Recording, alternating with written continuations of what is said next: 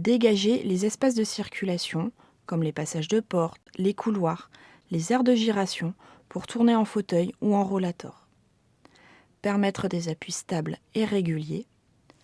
Éviter les obstacles, ôter les tapis ou fixez-les avec du ruban adhésif et ôter les fils électriques qui traînent dans la pièce.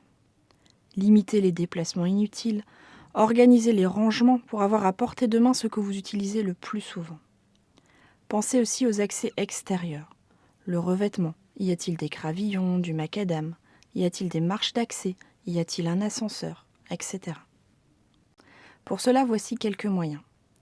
Remplacez les interrupteurs par des va-et-vient. Pensez aux portes coulissantes s'il est difficile d'obtenir un encadrement de porte suffisant. Disposez des barres d'appui dans les WC et la salle de bain. La douche à siphon de sol est la solution la plus conseillée. Mais si cela n'est pas possible ou si vous tenez à prendre des bains, il existe des moyens pour vous aider à réaliser les transferts dans la baignoire.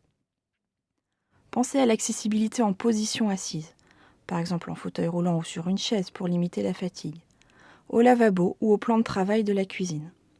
Pour cela, il est nécessaire d'avoir un plan vasque avec siphon déporté, c'est-à-dire sans placard ni obstacle sous le plan.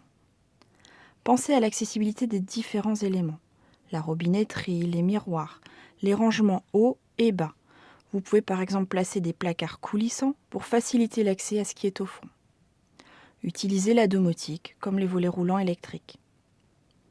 Vous pouvez vous faire aider financièrement pour ces aménagements auprès de différents organismes.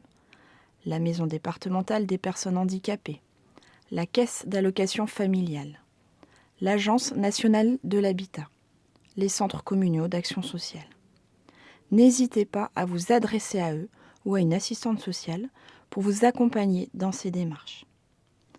Enfin, je vous conseille dans la mesure du possible de faire des essais des différents aides techniques ou aménagements proposés avant de les installer chez vous, soit directement à domicile, soit lors des salons spécialisés. L'ergothérapeute pourra vous accompagner dans ces essais.